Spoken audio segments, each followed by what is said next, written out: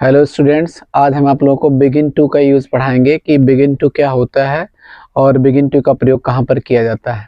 ठीक है स्टूडेंट्स, तो मैं आपको बिगिन टू के बारे में बता दे रहा हूँ कि बिगिन टू क्या होता है और इसका प्रयोग कहाँ पर किया जाता है।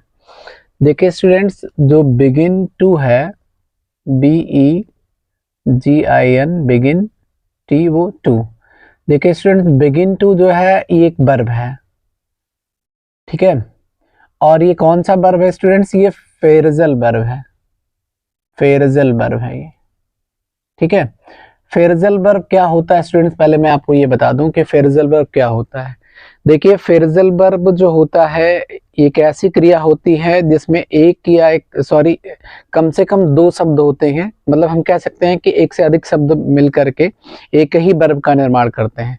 तो जब एक से अधिक शब्द मिल करके एक ही वर्ब का निर्माण करते हो, अर्थात एक ही वर्ब बनाते हो, तो उन क्रियाओं को हम लोग फ्रेजल वर्ब कहते हैं। मतलब इसमें क्या होता है कि एक से अधिक शब्द होंगे और लेकिन क्रिया एक ही होगी।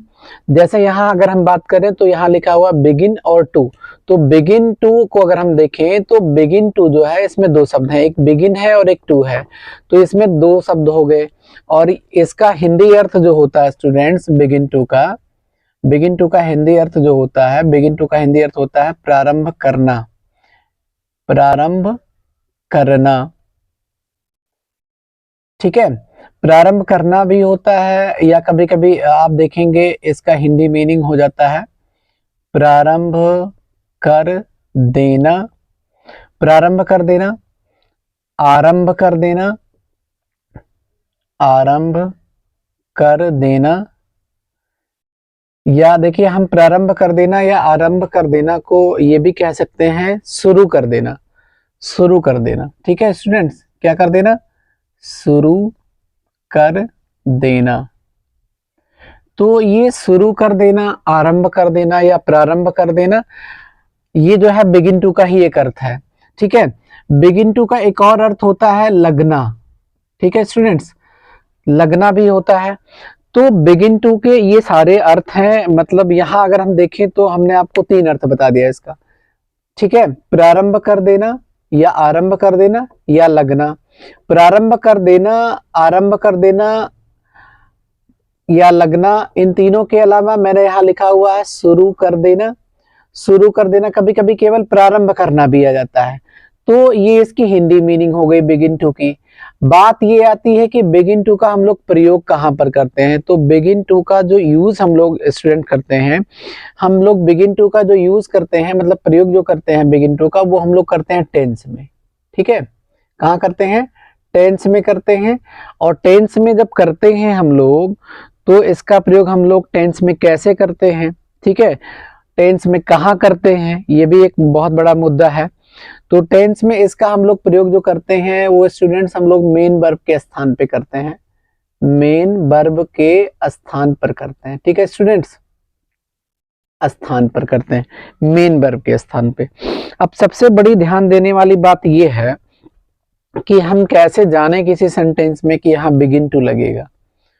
तो बिगिन टू का यूज पढ़ाने से पहले मैं थोड़ा सा बिगिन टू के बारे में आपको और बता देना चाह रहा हूँ। देखिए, मैंने आपको सबसे पहले वीडियो स्टार्टिंग में बताया है कि बिगिन टू जो है एक वर्ब है, और वो भी कौन सा वर्ब है स्टूडेंट्स? वो जो है फ्रेजल वर्ब है, ठीक है। मैंने आपको यही बताया है। अब फ्रेजल वर्ब मैंने बताया है कि फ्रेजल वर्ब क्या होता है। फ्रेजल वर्ब एक ऐसी क्रिया होती है जिसमें एक से अधिक शब्द होते हैं एक से अधिक शब्द, और वो जो है वर्ब का एक ही वर्ब का काम करते हैं। तो एक से अधिक शब्द जब एक ही वर्ब का काम करने लगते हैं तो उनको हम लोग फ्रेजल वर्ब कहते हैं। यही मैंने आपको बताया फ्रेजल वर्ब का डेफिनेशन, ठीक है। अब चाहे कोई वर्ब हो, चाहे नॉर्मल वर्ब हो, चाहे फ्रेजल वर्ब हो स्टूडेंट्स, कोई भी अगर वर्ब होता है तो उसके मिनिमम तीन फॉर्म तो होते ही हैं, तीन रूप तो होते ही हैं, फर्स्ट फॉर्म, सेकेंड फॉर्म और थर्ड फॉर्म, ठीक है। तो जो बिगिन टू है स्टूडेंट्स, इसका फर्स्ट फॉर्म जो होता है बिगिन टू का, ये फर्स्ट फॉर्म ही है बिगिन टू, ठीक है। ये इसका फर्स्ट फॉर्म है, ठीक है स्टूडेंट्स। इसके अगर हम लोग सेकेंड फॉर्म की बात करें बिगिन टू के, तो इसका जो सेकेंड फॉर्म होता है स्टूडेंट, वो होता है बिगिन टू, ठीक है। और अगर हम बिगिन टू के थर्ड फॉर्म की बात करें तो बिगिन टू का जो थर्ड फॉर्म होता है वो होता है begun to, BEGUN, begun to. तो देखिए स्टूडेंट्स, वर्ब का फॉर्म बताना इसलिए जरूरी हो गया था क्योंकि जब हम लोग टेंस में इसका प्रयोग पढ़ेंगे तो टेंस में आपने देखा होगा कहीं वर्ब का फर्स्ट फॉर्म लगता है, कहीं पर सेकेंड फॉर्म लगता है और कहीं पर वर्ब का थर्ड फॉर्म लगता है। ठीक है, तो मैं आपको इसलिए बता दे रहा हूं कि जहां टेंस में वर्ब के फर्स्ट फॉर्म की जरूरत पड़ेगी वहां आप बिगिन टू लगा दीजिएगा, जहां सेकेंड फॉर्म की जरूरत पड़ेगी वहां आप बिगेन टू लगा दीजिएगा, जहां थर्ड फॉर्म की आवश्यकता पड़ेगी स्टूडेंट्स वहां आप बिगन टू लगा दीजिएगा।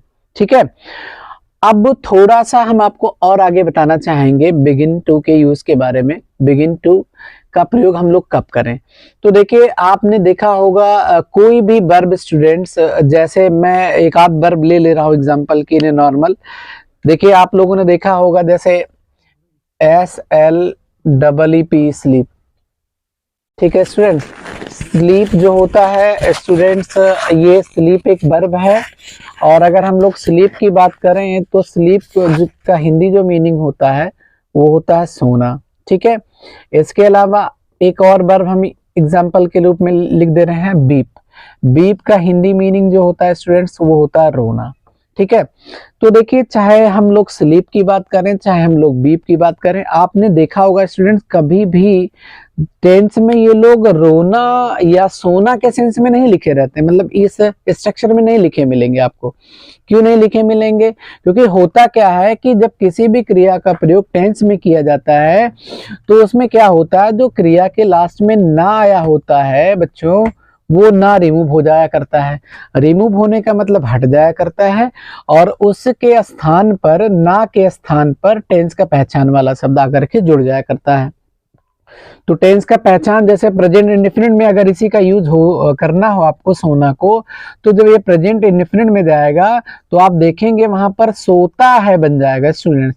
ये ता है कहां से आ गया? ये प्रेजेंट इंडेफिनिट टेंस का पहचान है, ता है, ती है, ते है इत्यादि शब्द आते हैं। ठीक है स्टूडेंट्स, तो यहाँ पर ता है मिल जाएगा इस टाइप से। तो आपने क्या देखा कि ना को रिमूव कर दिया गया है, ना को हटा दिया गया है और उसकी जगह पर आकर के टेंस का पहचान वाला जो वर्ड है वो आकर के जुड़ गया है। तो प्रेजेंट इंडेफिनिट में जब रहेगा तो आप देखेंगे ता है, ती है, ते है आकर के जुड़ जाएगा। जब प्रेजेंट कंटिन्यूअस में स्टूडेंट्स आप रहेगा कोई वर्ब तो उसमें क्या होता है कि ना हटता है और उसकी जगह पे रहा है, रही है, रहे आकर के जुड़ जाता है। ठीक इसी तरह से जब प्रेजेंट परफेक्ट में कोई वर्ब जाता है तो वहां से ना रिमूव हो जाता है, ना हट जाया करता है और ना के स्थान पे चुका है, चुकी है, चुके हैं, कभी कभी आप देखेंगे या है, ई है, ये है, इस टाइप के जो पहचान वाले वर्ड होते हैं वो जाकर के जुड़ जाया करते हैं। तो मैं ज़्यादा टाइम नहीं वेस्ट करूंगा, आई थिंक आप समझ गए होंगे स्टूडेंट्स। अगर आपको कोई असुविधा होगी तो वीडियो देखने के बाद कमेंट कर दीजिएगा। ठीक है स्टूडेंट्स, तो मैं अब थोड़ा सा आपको बिगिन टू के बारे में आगे पढ़ाना चाहूंगा कि भाई बिगिन टू का प्रयोग हम लोग करेंगे कब और कैसे करेंगे। तो मैं स्टूडेंट्स तब तक इसको थोड़ा सा रफ कर दूं, जो यहाँ पर एक्स्ट्रा चीजें मैंने आपको समझाने के लिए लिखी हुई हैं। तो चूंकि हम आपको पढ़ा रहे हैं बिगिन टू तो जाहिर सी बात है हम बिगिन टू पर ही फोकस करेंगे। तो ये रफ कर दे रहे हैं एक्स्ट्रा चीजें। ठीक है स्टूडेंट्स, अब देखिए बिगिन टू का जो हिंदी अर्थ होता है मैंने यहाँ आपको बताया है कि प्रारंभ कर देना होता है या शुरू कर देना होता है। ठीक है स्टूडेंट्स, प्रारंभ कर देना, शुरू कर देना, आरंभ कर देना, लगना, यही मैंने आपको बताया है। तो देखिए स्टूडेंट्स, अगर किसी भी सेंटेंस के अंत में, किसी भी सेंटेंस के अंत में, ठीक है, अगर आपको ये प्रारंभ कर देना, शुरू कर देना, आरंभ कर देना या लगना मिल जाए या प्रारंभ करना मिल जाए, वैसे मैं आपको बता दूं ये रेयर केस में कहीं मिलने वाला है नहीं, रेयर केस में भी नहीं मिलेगा। अगर मिलेंगे तो यही लोग मिलेंगे, प्रारंभ कर देना, शुरू कर देना, आरंभ कर देना, लगना। बट मेरी ड्यूटी है आपको समझाना, बताना, तो मैंने बता दिया। ठीक है स्टूडेंट्स, तो अगर किसी भी सेंटेंस के लास्ट में आपको ये लोग मिल जाए, कंडीशन नंबर 1 क्या कि प्रारंभ कर देना, शुरू कर देना, आरंभ कर देना या लगना आ जाए, दिख जाए। जाहिर सी बात है ये देना दिखेगा नहीं, ये देता है, देती है, देते हैं, दे रहा है, दे रही है, दे रहे हैं, दे चुका है, दे चुकी है, दे चुके हैं। मैंने आपको बताया ना रिमूव होगा और ना के जगह पे जाकर के वो जो टेंस का पहचान वाला वर्ड है वो आकर के जुड़ेगा। ठीक है स्टूडेंट्स। कंडीशन नंबर 2 क्या है? बिगिन टू का प्रयोग पढ़ने से पहले आप थोड़ा सा कंडीशन नंबर 2 का ध्यान दें, क्योंकि अगर ये कंडीशंस नहीं आएंगे तो आप बिगिन टू जान नहीं पाएंगे कि बिगिन टू का प्रयोग कहाँ होता है। तो बिगिन टू के लिए जो दूसरा कंडीशन है वो ये है कि प्रारंभ कर देना, शुरू कर देना, आरंभ कर देना या लगना, इन सभी से सटा हुआ स्टूडेंट्स आएगा क्रिया। मतलब कहने का ये है कि ये सभी शब्द जो है, ये सभी शब्द, ठीक है स्टूडेंट्स, वाक्य में वर्ब से सटे हों। किससे सटे हों? वर्ब से। वर्ब का मतलब किसी भी वर्ब से सटे हों। ठीक है। अगर ये सिचुएशन दिख गया, ये कंडीशंस दोनों फॉलो हो गए, दिख गए किसी भी सेंटेंस में, तो बिगिन टू लग जाएगा। There is no doubt about it, इसमें कोई भी संदेह नहीं है। ठीक है स्टूडेंट्स। एक एग्जाम्पल मैं आपको समझाने का प्रयास करता हूं। देखिए, वह रोने लगती है। ठीक है स्टूडेंट्स, एग्जाम्पल मैंने लिख दिया। देखिए मैं थोड़ा सा समझा दूं आपको। इसको अगर हम चाहें तो ऐसे भी लिख सकते हैं, उसने, ठीक है, वह रोने लगती है ना। अब देखिए उसने ना लिखिए आप यहां पर, वह रोना आरंभ कर देती है। ठीक है स्टूडेंट्स। हम चाहें तो आरंभ की जगह पे प्रारंभ भी बोल सकते हैं, शुरू भी बोल सकते हैं। जैसे वह रोना आरंभ कर देती है मैंने लिखा है, तो आप यहां आरंभ की जगह पे बोल सकते हैं वह रोना प्रारंभ कर देती है। ठीक है। वह रोना आरंभ कर देती है, प्रारंभ कर देती है, शुरू कर देती है। लगती है ऑलरेडी मैंने लिख दिया है आपको समझाने के लिए। देखिए मैं थोड़ा सा आपको बताना चाहूंगा कि कैसे आप चेक करेंगे कि बिगिन टू लगेगा इसमें कि नहीं लगेगा। देखिए स्टूडेंट्स, पहले कंडीशन पे आते हैं। मैंने पहला कंडीशन आपको बताया है कि अगर किसी भी सेंटेंस के लास्ट में आपको प्रारंभ कर देना, शुरू कर देना, आरंभ कर देना, लगना दिख जाए, ये सभी शब्द वाक्य में वर्ब से सटे दिख जाए, तो बिगिन टू लग जाएगा। तो देखिए यहां देखिए स्टूडेंट्स, सेंटेंस के लास्ट में लगती है आया हुआ है, और अगर हम यहां से ती है को निकाल दें तो हम देखेंगे कि यहां लगना था, क्योंकि ना हटा होगा, हम गेस करेंगे, अनुमान लगाएंगे, ना हटा होगा, उसी की जगह पे ती है आकर के जुड़ा होगा। ठीक है। तो यहाँ लगना हुआ आया, पहला कंडीशन फॉलो हुआ है। और दूसरा कंडीशन देखिए स्टूडेंट्स, यहाँ रोना शब्द जो है ये है वर्ब, और ये दूसरा कंडीशन भी फॉलो हो गया, क्योंकि मैंने आपको बताया कि ये सभी शब्द वाक्य में वर्ब से सटे हों। ठीक है। यहाँ देखिए स्टूडेंट्स, यहाँ सेंटेंस के लास्ट में क्या आया हुआ? आरंभ कर देती है। अब देती है में से ती है तो आएगा नहीं, क्योंकि ये भी टेंस का पहचान वाला ही होगा। जाहिर सी बात है यहाँ पर ना ही रहा होगा और ना हट करके उसकी जगह पे ती है आकर के जुड़ा होगा। तो ये पहला कंडीशन आरंभ करना, ठीक है, या आरंभ कर देना आ गया। और सटा किससे स्टूडेंट? दूसरा कंडीशन रोना से। रोना क्या है स्टूडेंट? रोना है वर्ब। तो आपने क्या देखा स्टूडेंट्स कि यहाँ पर जो मैंने एग्जांपल्स नोट किया हुआ बोर्ड पर, वह रोने लगती है, वो रोना आरंभ कर देती है, इसमें बिगिन टू लगेगा, है ना। आई थिंक आप समझ गए होंगे। अब हम आपको बताना चाहेंगे कि हम लोग इसका प्रयोग जो है बिगिन टू का प्रयोग करके मतलब कैसे इसको हम ट्रांसलेट करें, जो मैंने बोर्ड पे एग्जांपल ऑलरेडी लिख रखा है। तो देखिए स्टूडेंट्स, हम रूल्स कहीं से लेकर के आएंगे नहीं। जैसे कि ये अगर हम देखें, वह रोने लगती है तो प्रेजेंट इंडेफिनिट टेंस है। वह रोना आरंभ कर देती है स्टूडेंट्स, ये भी प्रेजेंट इंडेफिनिट टेंस ही है, क्योंकि प्रेजेंट इंडेफिनिट टेंस का पहचान मैं बार बार आपको बता चुका हूं। अभी थोड़ी देर पहले भी मैंने बोला है, ता है, ती है, ते है, तो यहाँ प्रेजेंट इंडेफिनिट ही है। तो देखिए प्रेजेंट इंडेफिनिट है। और सेंटेंस की अगर हम लोग बात करें स्टूडेंट्स, तो ये अफर्मेटिव है। तो अफर्मेटिव सेंटेंस का जो रूल होता है स्टूडेंट्स, वो यही होता है कि सब्जेक्ट लिखे। नॉर्मल टेंस का रूल मैं लिख रहा हूँ student, subject plus main verb का first form oblique main verb का फर्स्ट फॉर्म, उसमें यस या ईएस प्लस ऑब्जेक्ट होता है। सब्जेक्ट अगर सिंगुलर होगा तो वर्ब के फर्स्ट फॉर्म में एस एस का प्रयोग करेंगे। सब्जेक्ट अगर प्लूरल होगा तो केवल वर्ब का फर्स्ट फॉर्म ही लगा दिया जाएगा, उसमें एस एस नहीं जोड़ा जाएगा। ठीक है स्टूडेंट्स। तो मैं रूल बना दे रहा हूँ बिगिन टू का। कैसे बनेगा देखिए, हमने आपको पहले भी बताया है, फिर से बता दे रहे हैं कि जब भी आप बिगिन टू का प्रयोग करेंगे स्टूडेंट्स, तो बिगिन टू का प्रयोग आप मेन वर्ब के स्थान पे करेंगे। मतलब जहां जहां मेन वर्ब लिखा जाता है वहीं पर आप बिगिन टू उठा करके रख देंगे। ओके, तो देखिए बिगिन टू जब आप रखेंगे इस रूल पे स्टूडेंट, तो इसका रूल ये बनेगा, सब्जेक्ट है ना, मेन वर्ब की जगह पे क्या लिखना है आपको, बिगिन। तो मैं यहाँ उठा करके रख दे रहा हूँ बिगिन, ठीक है। ओ, उसके बाद में ऑब्लिक कर देना स्टूडेंट्स, ठीक है। और ऑब्लिक करने के बाद में यहां मैं बिगिंस करूंगा। क्यों करूंगा, क्योंकि इसमें आपको यस या एस जोड़ना है, तो मैं जोड़ दे रहा हूं, बिगिंस हो गया। और प्लस स्टूडेंट्स हम टू को अलग करके ही रखेंगे, मतलब बिगिन और टू दोनों एक में मैंने यहाँ नहीं लिखा था, यहाँ भी दूर दूर मैंने लिखा था, यहाँ पर भी नियम में भी हम लोग अलग अलग ही रखेंगे।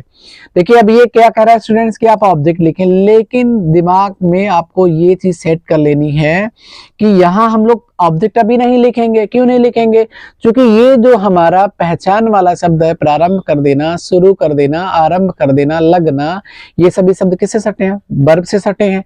तो अब हम क्या करेंगे, तुरंत यहाँ वर्ब लिखेंगे पहले, और वो जो वर्ब लिखेंगे वो हमेशा फर्स्ट फॉर्म में लिखेंगे स्टूडेंट्स, क्योंकि जो भी बदलाव होना है वो बिगिन या बिगिंस में होने वाला है, टेंस वाला बदलाव, टेंस वाला बदलाव।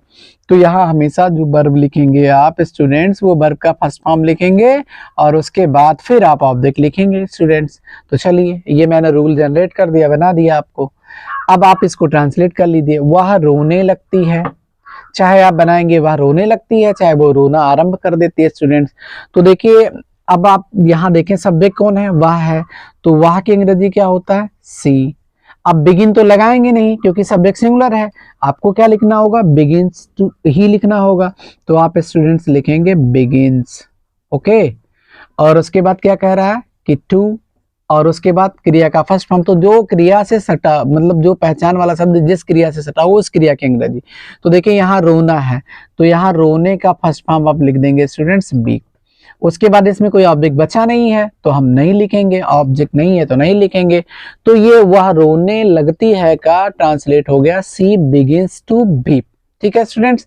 तो ये मैंने आपको इसका बिगिंस टू का जो प्रयोग है, बिगिन टू का जो प्रयोग है, ये मैंने आपको सिखा दिया कि प्रेजेंट इंडेफिनिट टेंस में इसका प्रयोग कैसे होता है। जैसे मैंने इसका प्रयोग प्रेजेंट इंडेफिनिट टेंस में किया है वैसे आप प्रेजेंट कंटिन्यूअस में भी कर सकते हैं। वैसे मोस्टली प्रेजेंट कंटिन्यूअस टेंस में इसका प्रयोग नहीं होता, ज्यादातर देखिए स्टूडेंट्स इसका प्रयोग प्रेजेंट इंडेफिनिट टेंस में होता है और पास्ट इंडेफिनिट टेंस में होता है। तो एक और एग्जांपल मैं आपको समझाना चाहूंगा जो पास्ट इंडेफिनिट से रिलेटेड होगा, उसके बाद मैं बिगिन टू को समाप्त कर दूंगा, ठीक है स्टूडेंट्स। तो मैं थोड़ा सा इसको रफ करना चाहूंगा और आप वीडियो स्किप करके इसको उतार लीजिएगा ताकि मैं आपको पास्ट इंडेफिनिट का कोई एग्जांपल समझा सकूं जिसमें बिगिन टू का प्रयोग हो रहा हो, ठीक है स्टूडेंट। अब की बार जो एग्जांपल लेंगे हम डिफरेंट टेंस होगा, बिगिन टू का डिफरेंट टेंस होगा उसको लेंगे और उसके बाद सेंटेंस भी डिफरेंट कर दे रहे हैं, ठीक है। तो मैं इसको रफ करना चाहूंगा, ठीक है स्टूडेंट्स, मैं रफ कर दे रहा हूं।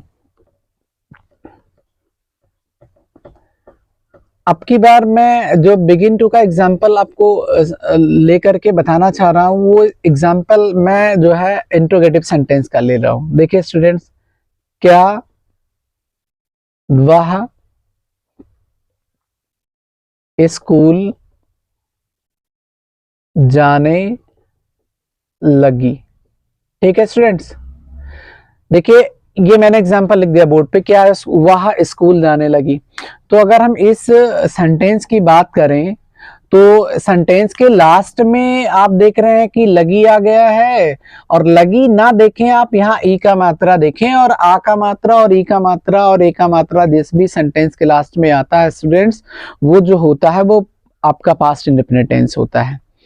वैसे मैंने आपको क्या बताया था कि अगर लगना दिख जाएगा तो वो पास्ट इंडेफिनिट नहीं।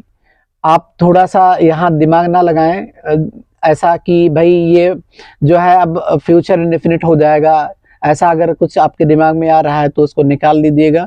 क्यों निकाल दीजिएगा, क्योंकि फ्यूचर इंडेफिनिट में गागी गे तो आता है। मैं उसका भी एक एग्जांपल यहाँ थोड़ा सा आपको बता दूं ताकि वो कंफ्यूजन दूर हो जाए। देखिए वह बाजार जाएगा, ठीक है।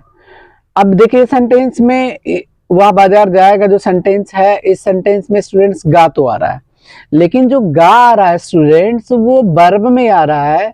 तो जब गा गी गे वर्ब में आता है तो ही वो फ्यूचर इंडेफिनिट होता है।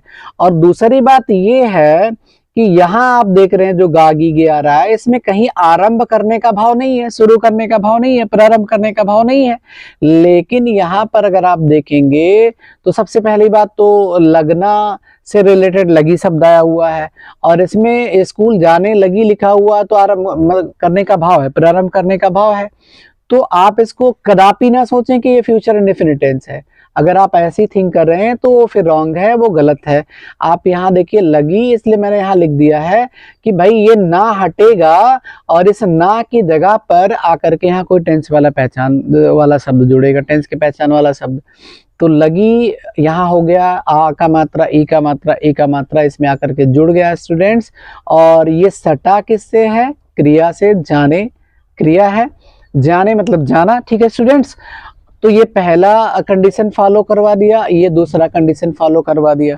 ठीक है, पहला कंडीशन फॉलो हो गया और दूसरा कंडीशन भी फॉलो हो गया। तो जाहिर सी बात है कि इस भी सेंटेंस को बनाने के लिए हम लोग बिगिन टू का प्रयोग करेंगे।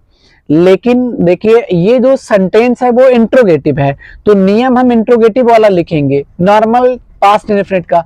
तो पास्ट इंडेफिनिट के नॉर्मल रूल की अगर हम लोग बात करें तो क्या होता है स्टूडेंट्स, पहले मैं एक नॉर्मल सा रूल लिख दे रहा हूँ, H B plus subject plus B plus हो।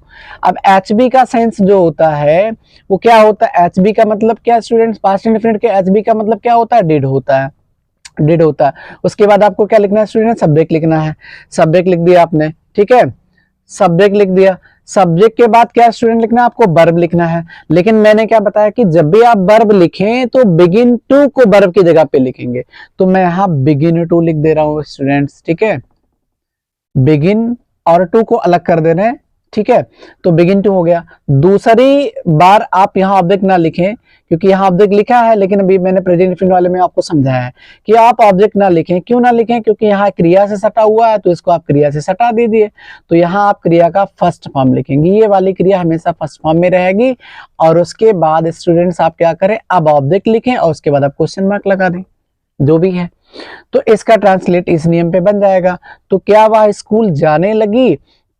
कभी कभी क्या होता है स्टूडेंट, में थोड़ा सा इसको समझा दूं आपको। कभी कभी स्टूडेंट देखते हैं कि क्या आया हुआ है, तो उनके दिमाग में एक चीज ये चला आता है कि भाई क्या आया हुआ, तो क्या की अंग्रेजी हम लोग व्हाट लिख दें।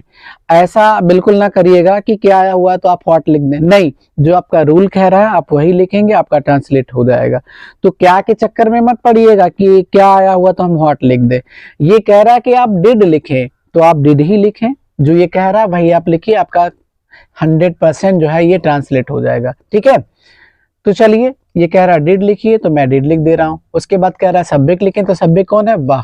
वाह की अंग्रेजी वापस आप लिखेंगे सी, ये हो गया। उसके बाद क्या कह रहा है? बिगिन लिखिए, आप लिख देंगे बिगिन। ठीक है स्टूडेंट्स, बिगिन हो गया। उसके बाद क्या कह रहा है? टू लिखिए, आप लिख देंगे टू।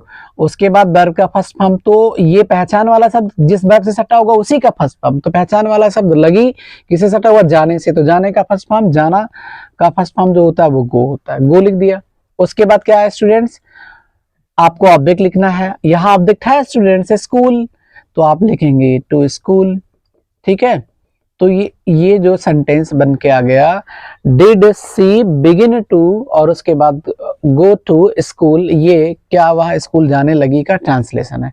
तो आपने देखा स्टूडेंट, मैंने इसको जो है पास्ट इंडेफिनिट टेंस में भी दिखा दिया, बिगिन टू का प्रयोग कहाँ किया जाता है, कैसे किया जाता है। पास्ट इंडेफिनिट टेंस में भी मेन वर्ब के स्थान पे किया गया। ठीक है स्टूडेंट्स, क्योंकि मैंने आपको पहले ही बता दिया है कि जब भी आप बिगिन टू का प्रयोग करेंगे आप मेन वर्ब के स्थान पर ही टेंस में करेंगे।